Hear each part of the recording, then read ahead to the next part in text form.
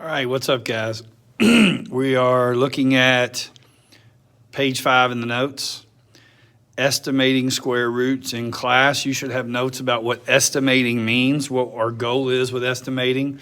Another word I use that I may use in the video, you may hear me say approximation. So looking at the top, you're looking for page 5 where it says estimating square roots. I'm going to kind of write in as I read. I'll try to do some small explanations. There'll be more than one video for this, so kind of be ready for that. Perfect squares are numbers whose square roots are whole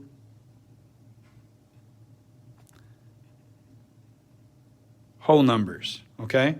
Perfect squares are number whose square roots are whole numbers. For example, the perfect squares, some of them are 9.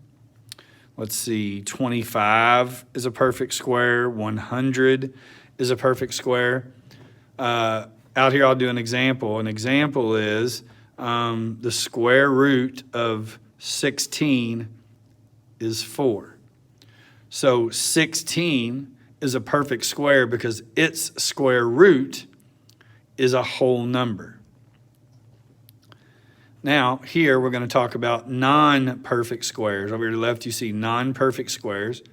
Non-perfect squares are numbers whose square roots are not whole numbers.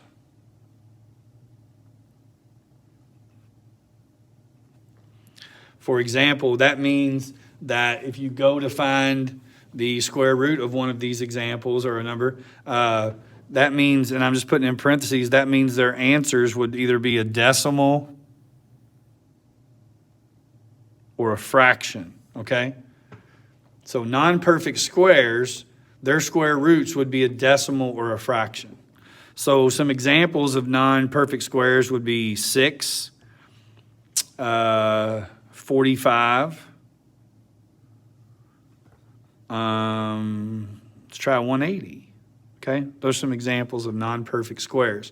So if you were to go right now, if you wanted to pause and put those in the calculator and see what I'm talking about, if you did the square root of 6 or the square root of 8, the square root of 11, any of these numbers that are not perfect squares, the answer you're going to get on your calculator when you do it, you're going to get a decimal answer, which means it is a non-perfect square. Now, we can use our knowledge of perfect squares to estimate, okay? That's a word we just talked about, to make an educated guess about the value of non-perfect squares. Now, that's just a short little video to do the top.